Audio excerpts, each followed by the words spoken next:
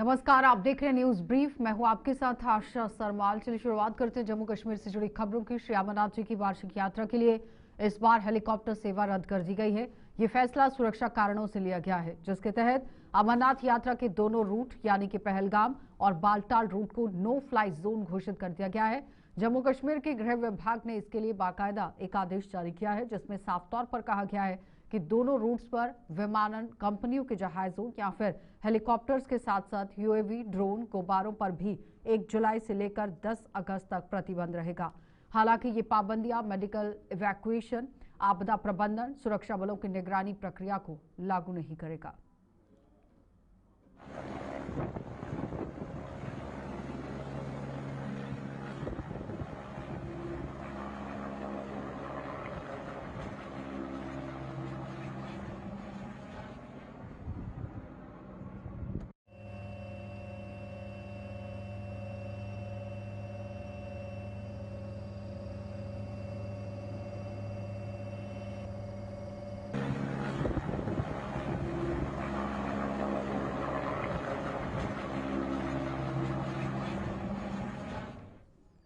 तो भारत और पाकिस्तान के बीच में जारी तनाव के बीच एक बड़ा फैसला लिया गया है। महाराजा रणजीत सिंह की पुण्यतिथि पर इस बार भारत से श्रद्धालुओं का जत्था पाकिस्तान नहीं भेजा जाएगा। शिरोमणि गुरुद्वारा प्रबंधक कमेटी ने यह फैसला लिया है कि महाराजा रणजीत सिंह की पुण्यतिथि पर इस बार 29 जून को पाकिस्तान की यात्रा रद्द कर दी गई है और किसी भी श्रद्धालु को वहां नहीं भेजा जा रहा। ये फैसला भारत पाक तनाव के मद्देनजर लिया गया है और इस बाबत ज्यादा जानकारी शिरोमणि गुरुद्वारा प्रबंधक कमेटी के ट्रैवल डिपार्टमेंट से जुड़ाई जा सकती है।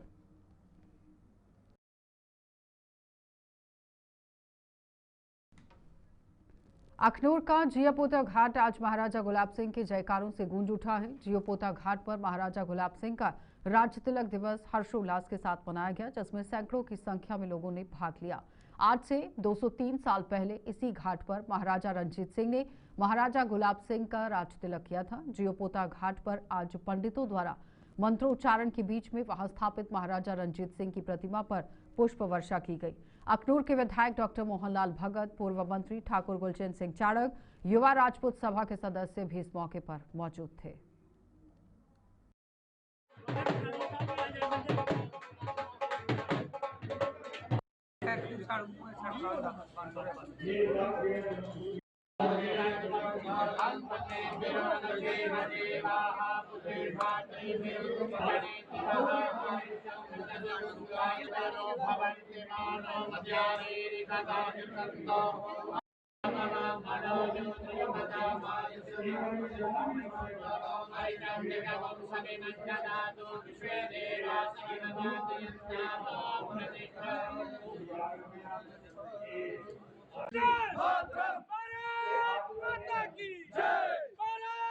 इतिहास गवाह है किस तरीके से उन्होंने इस राज्य का, इस रियासत का, इस स्टेट का गठन करके इसकी जो सीमाएं थी, इसकी जो बाउंड्रीज थी, कहाँ तक एक तरफ से अफगानिस्तान तक पहुँचाई, दूसरी तरफ से तिब्बत तक पहुँचाई, बाल्टिस्तान तक पहुँचाई और इस रियासत को एक भव्य रियासत बनाया, जो आप सब जानते हैं।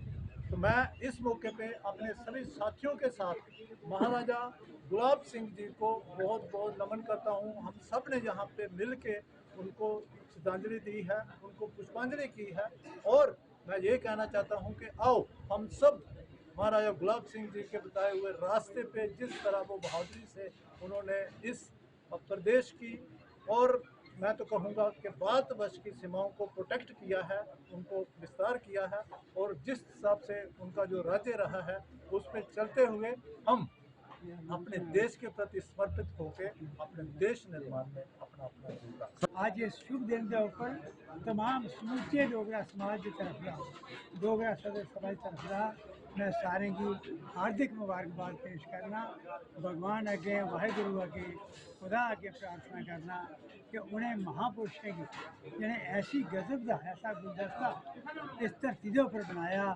उनके रूहों के हमेशा अपने सैन स्थान में रखना। असें हिम्मत दें, शक्ति दें कि अस उसे उनकी इस विरासत की अस जिंदा रखी सकते हैं। आज अफसोस की गल है, आज जम्मू कश्मीर के ऊपर अच्छी नज़र नहीं, आस पास के साढ़े पड़ोसियों की जिस किस्म के हालात अस गुजरन हैं, लेकिन एक गल पक्की है, इस धरती के उपर ऐसा कोई गुलदस्ता दूसरा नहीं मिलता जिसे ठीक रखने आस्तै सांभिए रखने आस्तै सारी जिम्मेवारी बनती है और अस अपनी जिम्मेवारी निभाने की कोशिश करते हैं। सभा हर साल की भांति इतने आती है, इ'यां गै इत्थे आने वाले टाइम में एक मेला लगना चाहिए और खास कर प्रशासन ही आखने कि अस पिछले 3 बरे ना आखने कि इत्थे जी महाराजा गुलाब सिंह की एक प्रतिमा होनी चाहिए है, लेकिन वो प्रतिमा नहीं है। पिछले साल भी मौका मिले हा, पिछले साल भी जो इतने लीडर आए थे उन्हें आख्या हा और जेडे एल्ले भी लीडर हैं उन्हें भी इन्नी गल जरूर आखने कि महाराज साहब गुलाब सिंह की इतने प्रतिमा जरूर होनी चाहिए है, जिंदा राज तल कितने होया खून की पावन धरती पर। लेकिन अज उंदा अज भी दीवार में जी चीरी गई है प्रतिमा, ये प्रतिमा बाहर निकलनी चाहिए है और बाहर लगनी चाहिए है। अज कोई अगर इतने कोई लीडर आएगा हो तो उसे जरूर पूछिए कि ये प्रतिमा कदों लगग, अगर नहीं लगग अगले साल थोड़ी तो ये वास्ते युवा राजपूत सभा कोई ठोस कदम चुकग और कोशिश करे कि अगले साल पहले पहले जो महाराज गुलाब सिंह की एक प्रतिमा जरूर लगे। अस डोगरे आखने शाना कन्नै जेह्ड़ी साढ़ी शान है वो महाराजा गुलाब सिंह ने इत्थों चनाब दे ग्रां दा अक्खे दा नूर जेह्ड़ा ग्रां है इत्थों शुरुआत ओह्दी कीती ही। लेकिन बदकिस्मती साढ़ी दिक्खो जेह्ड़ा साढ़ा अज्ज जेह्ड़ी सरकार है जां जेह्ड़ी एडमिनिस्ट्रेशन इत्थे गल्ल करा दी है वो यूपी दा दिवस बना दी है, बिहार दा बना दी है, पता नहीं केह्ड़े केह्ड़े इत्थे जानिए वो दिवस बनाए जंदे न। लेकिन जेल्लै जम्मू दे डोगरें दी गल्ल आंदी है भावें महाराजा गुलाब सिंह दा राज दिवस होवे या विजय दिवस होवे, साढ़ा उत्थे गवर्नर हाउस बिच कोई मेला नहीं लगता, साढ़े लोकें कोई नहीं बुलाया जंदा। एह् अस पुच्छना चाहने आं साढ़े कन्नै भेदभाव क्यों होआ दा? कैली कि अस 6 डोगरे आं, अस हमेशा हिंदुस्तान कन्नै खड़ोते दे आं, अस हमेशा बॉर्डर की रक्षा करने आं। एह् जम्मू कोला लेइयै लखनपुर कोला लेइयै पुंछ जोड़ी सारे लोकें डोगरा बॉर्डर सांभे दा। अगर कुदै टाइम लग्गे एक महाराजा गुलाब सिंह दा स्टैचू जेह्ड़ा है वो इत्थे बनाओ ताकि जेह्ड़ी साढ़ी आने वाली पीढ़ी है उनेंगी पता लगे, क्योंकि सारे लोग साढ़ा इतिहास गवाने वाली बक्खी लगे दे न। अगर कोई पढ़ाने वाली बक्खी है या कोई चाहता है इत्थे स्टैचू। श्री अमरनाथ जी की वार्षिक यात्रा की सुरक्षा व्यवस्था की जिम्मेदारी सीआरपीएफ की 24 बटालियन ने भी संभाल ली है। जम्मू स्थित यात्रा के आधार शिविर को जहां जम्मू कश्मीर पुलिस के सिक्योरिटी विंग ने अपने कंट्रोल में लिया है, वहीं सीआरपीएफ की 24 बटालियन भी आधार शिविर पहुंच चुकी है। सीआरपीएफ के जवान आधार शिविर व इसके आसपास के इलाकों में कड़ी निगरानी रखे हुए हैं और इनका चप्पा चप्पा खंगाला जा रहा है। ऑपरेशन सिंदूर में भारत से पड़ी हुई मार के बाद आतंकी मुल्क पाकिस्तान फिर से अपनी औकात पर उतरकर यात्रा में खलल डालने का ताना बाना बुन सकता है। और आपको बताते चले सीआरपीएफ ने भी अब मोर्चा संभाल लिया है, सुरक्षा व्यवस्था चाक चौबंद कर दी गई है।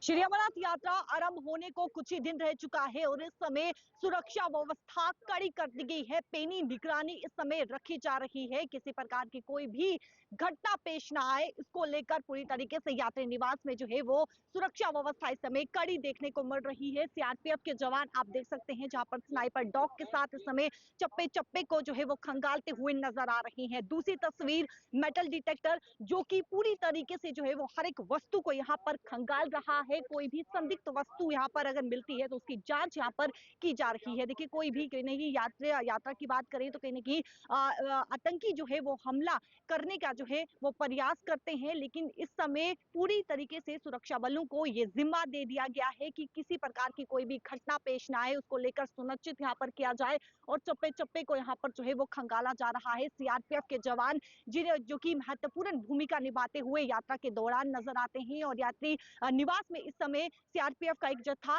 जो कि पूरी तरीके से इस समय जो है वो खंगालता हुआ नजर आ रहा है। और ये एक और वस्तु आप देखें यहाँ पर जिस प्रकार से यहाँ पर जो है वो ये जो भी यहाँ पर घास होगा उसे जो है वो यहाँ पर यानी कि पूरी तरीके से छाना जाता है और उसके बाद कोई अगर संदिग्ध वस्तु पाई जाती है तो उसका जो है वो पूरी तरीके से जांच की जाती है। देखिए 22 अप्रैल को पहलगाम आतंकी हमला हुआ और उसके बाद से यात्रा पे जो है वो पूरी तरीके से समय निगरानी रखी जा रही है। यात्रा स्मूथ तरीके से चले उसको लेकर जो है वो पूरी तरीके से सुनिश्चित यहाँ पर किया जा रहा है। सीआरपीएफ के जवान, पैरामिलिट्री कई पैरामिलिट्री फोर्सेस कंपनी जो है वो यहाँ पर तैनात देखने को मिलेगी यात्रा के दौरान, जो कि चप्पे चप्पे पर निगरानी रखेगी। लेकिन उससे पहले यहाँ पर जो है वो सीआरपीएफ का एक जत्था जो कि यहाँ पर पूरी तरीके से निगरानी रख रहा है। ये स्नाइपर डॉग जिन्हें ट्रेन किया जाता है, आप देख सकते हैं कि ये स्नाइपर डॉग जो कि ट्रेन इन्हें किया जाता है और वेल ट्रेन होने के बाद इन्हें जो है वो किस प्रकार से जो है वो आपको कोई संदिग्ध वस्तु अगर मिलती है तो उसे किस प्रकार से खंगालना है वो पूरी यहाँ पर जो है वो जानकारी दी जाती है। और इसी के साथ आप देख सकते हैं सीआरपीएफ के जवान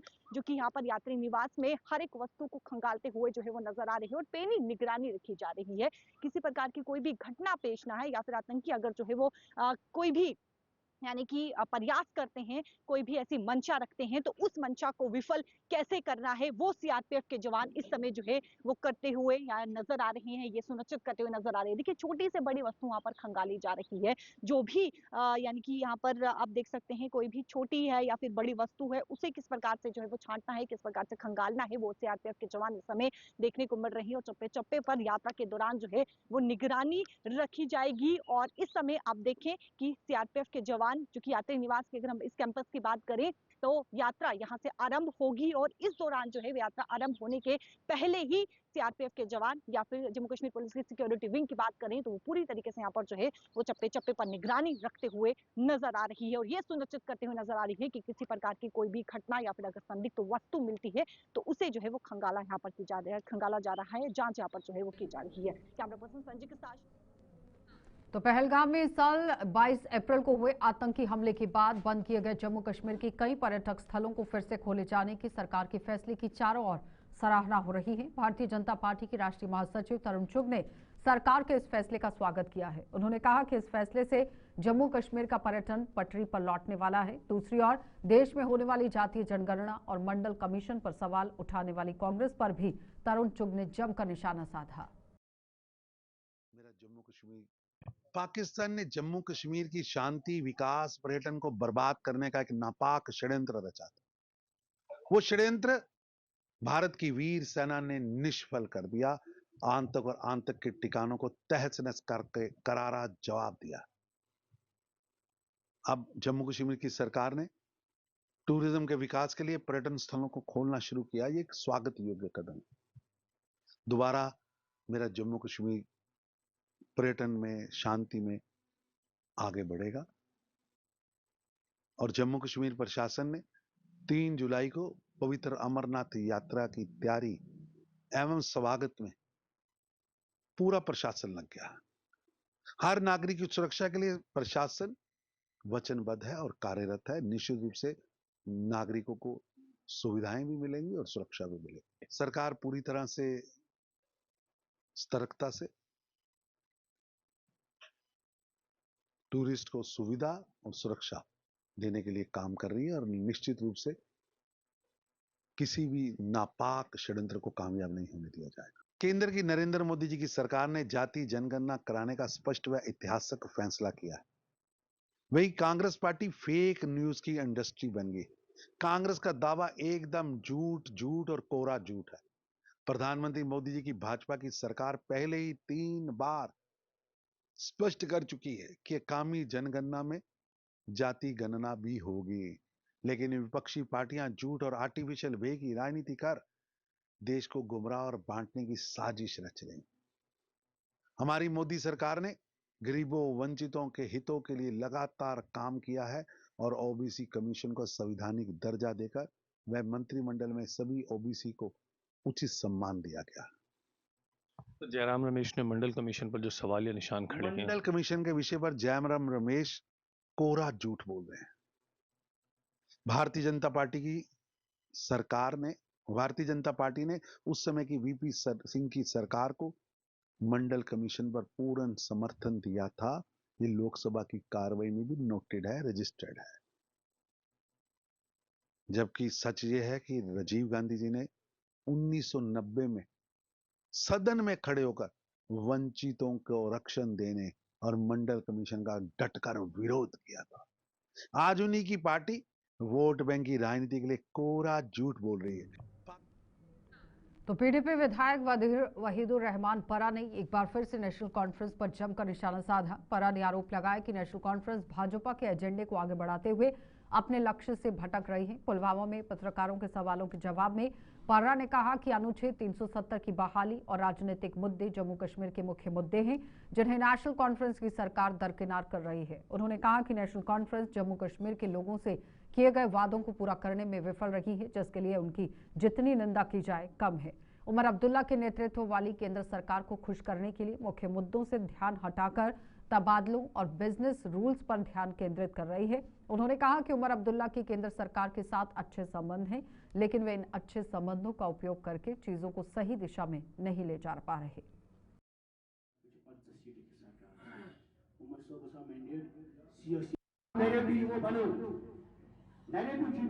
नेशनल कॉन्फ्रेंस को 50 सीटें पॉलिटिकल मसले को हल करने के लिए मिली है, 370 को लेकर मिली है, पॉलिटिकल गारंटीज को लेकर मिली है, ऑटोनॉमी को लेकर मिली है। उमर साहब ने सारी लड़ाई को बिजनेस रूल और ट्रांसफर तक पहुंचाया है। ये 5 अगस्त का जो मकसद था कि वहाँ गोल को शिफ्ट करना है जम्मू कश्मीर में, वो बीजेपी नहीं बल्कि उमर साहब फैसिलिटेट कर रहे हैं। मैं नहीं कहता हूँ कि उमर अब्दुल्ला साहब ने या उनकी गवर्नमेंट ने 370 को ख़त्म किया, लेकिन उस 370 के फैसले पे मोहर डालने वाले नेशनल कॉन्फ्रेंस है, क्योंकि आज जो आप नैरेटिव चला रहे हैं 50 सीटों के बाद, वो तब्दीलियों का मसला नहीं है। आपको मैंडेट ट्रांसफर पोस्टिंग्स पे नहीं मिला है, तब्दीलियों पे नहीं मिला है, सिर्फ बिजनेस रूल पे नहीं मिला है।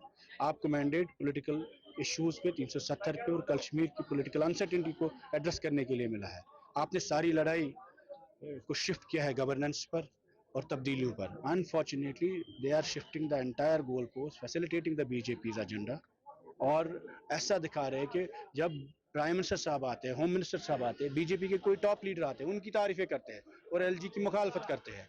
ये सेम एक ही खत्ता है, एक ही खाता है। तो आप एक को खुश करते हैं, एक को नाराज करते हैं। अगर आपके रिलेशन दिल्ली के साथ अच्छे हैं तो वहां से बिजनेस रूल को क्यों नहीं करवाते implement? But the issue in Jammu and Kashmir is not about business rules and transverse, it's about restoration of article 370, the restoration of political issues which is being sidelined by the national. युवाओं को रोजगार के अवसर और इसके लिए सरकार द्वारा उनके लिए शुरू की गई योजनाओं का जिला स्तर पर प्रचार प्रसार किया जा रहा है। इसी के तहत राजौरी में आज आयोजित एक शिविर के दौरान इन योजनाओं से संबंधित जानकारियों का प्रचार प्रसार किया गया, ताकि युवा वर्ग इनका लाभ उठाकर अपने पैरों पर खड़ा हो सके। इस शिविर का उद्घाटन राजौरी के ही डीसी अभिषेक शर्मा ने किया और बताया कि सरकार बेरोजगारी को जड़ से खत्म करने के लिए प्रतिबद्ध है, लिहाजा युवाओं को इन योजनाओं का भरपूर लाभ उठाकर उद्यमी बनने की ओर कदम बढ़ाने चाहिए। पानी या डबल या देर में पानी या इसमें पानी 12 महीने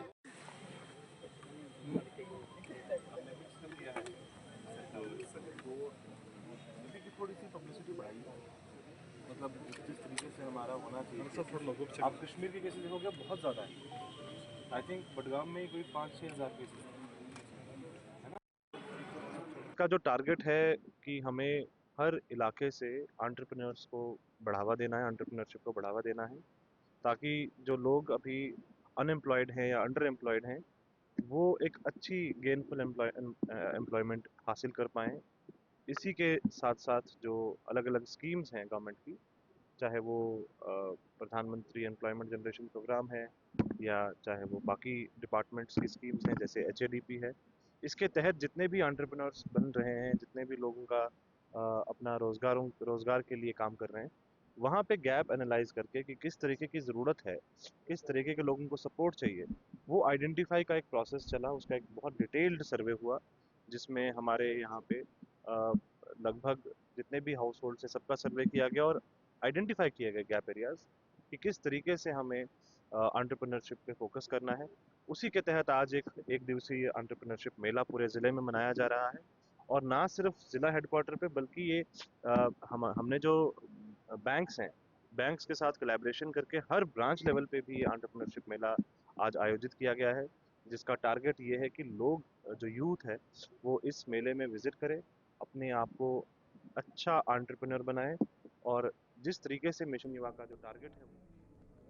तो भीषण गर्मी के मद्देनजर पुंछ शहर की मोहल्ला खालसा चौक स्थित गुरुद्वारा साहिब की प्रबंधक कमेटी की ओर से आज जन कल्याण कार्यक्रम का आयोजन किया गया। इसके तहत वहां ठंडे पानी की छबील लगा गई और ये छबील लगाई गई है ताकि राहगीरों को गर्मी से राहत मिल सके। इस अवसर पर छबील के साथ साथ लंगर भी लगाया गया, जिसके माध्यम से एकजुटता और मानवता के संदेश दिए गए। गुरुद्वारा प्रबंधक कमेटी के सदस्यों और स्थानीय स्वयंसेवकों ने यहां पूरी मेहनत से इस आयोजन को सफल बनाने में अपनी भूमिका निभाई।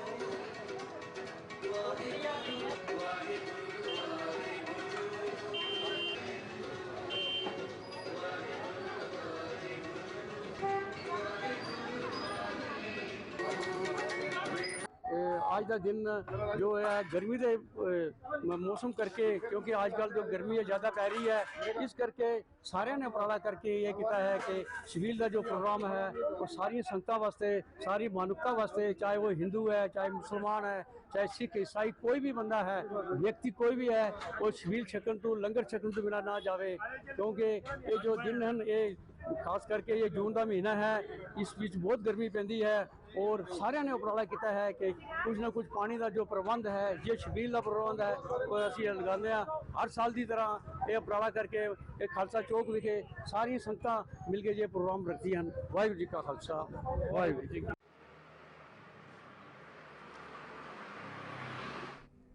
तो देश में होने वाली जनगणना पर विभिन्न सियासी दलों की प्रतिक्रियाएं सामने आ रही हैं। कांग्रेस ने दावा किया है कि सरकार ने उसकी और विपक्ष के अन्य दलों के दबाव में आकर ही इस जनगणना को जाति के आधार पर करवाने का ऐलान किया था। हालांकि इसके लिए जारी अधिसूचना में ये जिक्र नहीं किया गया है, जिस पर सरकार को अपना पक्ष रखना चाहिए। दूसरी ओर भारतीय जनता पार्टी का कहना है कि सरकार ने अधिसूचना जारी कर जनगणना की प्रक्रिया करने की शुरुआत की है, जो एक स्वागत योग्य कदम है। पूर्व डिप्टी सीएम कविंद्र गुप्ता ने इस फैसले का स्वागत करते हुए कहा कि ये जनगणना जातीय आधार पर होगी, जिससे देश का विकास तय होगा। की बात थी कि जाति जनगणना भी होनी चाहिए, क्योंकि जाति जनगणना से भी पता लगेगा किसकी संख्या कितनी है और क्या स्कीमें बनानी हैं, गरीब पसमानदा लोग क्या हालत है। आज एक भारत अमीर हो गया है, गरीब हो गया है, तो एक नए सिरे से उसको देखने की ज़रूरत है, क्योंकि सारी गवर्नमेंट पॉलिसी उसकी बननी है। लेकिन आज जो नोटिफिकेशन निकली है 47 दिन पहले, तो मोदी सरकार ने कांग्रेस पार्टी की और विपक्ष की मांग के आगे सरेंडर करते माना था, क्योंकि पहले तो उन्होंने अर्बन नक्सल भी कहा कांग्रेस को, बहुत कुछ कहा, और अल्टीमेटली फिर उन्होंने बिहार चुनाव के मद्देनज़र या किस नज़रिए से उन्होंने समझा होगा कि ये मुद्दा बन रहा, तो उन्होंने अनाउंस कर दिया कि कास्ट सेंसस होगा। लेकिन तेलंगाना में हमने एक मॉडल पेश किया, कांग्रेस की सरकार है, तो उस पर नहीं है। आज की नोटिफिकेशन में भी वो मिसिंग है, शब्द कास्ट सेंसस मिसिंग है, कास्ट नहीं है। इस पर गवर्नमेंट को क्लैरिफाई करना चाहिए, क्या ये कास्ट उसमें क्लास होगी, क्योंकि ऐलान तो किया है, लेकिन कहीं सरकार ये जो है कहीं यू टर्न कर चुकी है। ऐलान तो 15 लाख का भी था, काले धन का भी था, 2 करोड़ नौकरियों का भी था, तो किस किस्म का सेंसस हो रहा है। सेंसस जो है एक डाटा है, आपका आर्थिक सिचुएशन क्या है, कितने लोग, क्या पर कैपिटा इनकम क्या है। ऐसे तो हम बहुत बूस्ट करते हैं कई चीज़ों का, इकानमी तो हमारी बड़ी है, लेकिन लोगों की जो है इंडिविजुअल क्या हालत है। देखिए, आज भारत सरकार ने नोटिफिकेशन जारी करके ये जो जातीय जनगणना और दूसरी जनगणना है उसका आगाज़ किया है। यह स्वागत योग्य कदम है। कुछ कारणों से पीछे कोरोना के कारण से या दूसरे कारण से ये सेंसस है, ये लेट हुआ है और बड़े लोगों को दिक्कत आ रही थी। ये जो गणना है, इसी आधार पर देश का आगे का विकास तय होता है। हमारे देश की विविधता है, अलग अलग तरह की भाषा है, अलग अलग तरह के लोग हैं, और उनको सरकारी स्कीमों का लाभ मिल पाए और पूरी जानकारी सरकार के पास आए, तभी उसी आधार पर इसको किया जा सकता है। तो मुझे लगता है कि इससे कौन कौन से वर्ग है, कौन कौन सी जातियां हैं, कौन कौन से किन किन लोगों को आगे बढ़ाने का प्रयास करना है, सरकार उसी चीज़ पर अपना काम करेगी। शुरुआत हुई है, तो मुझे लगता है कि पहले भी कई बार हम देखते थे कि सरकारी स्कीमों का लाभ वो लोग ले रहे हैं जो कि वहाँ पर फॉल भी नहीं करते। तो कुल मिलाकर के आगे आगे मुझे लगता है कि जनता को भी सहयोग देना चाहिए। जो भी सरकारी मुलाजिम या दूसरे लोगों के घरों में आते हो पूरी जानकारी के साथ चीज़ें उपलब्ध होंगी तो आने वाले जो विकसित भारत के लिए। न्यूज़ ब्रीफ में इतना ही, इजाजत दीजिए, नमस्कार।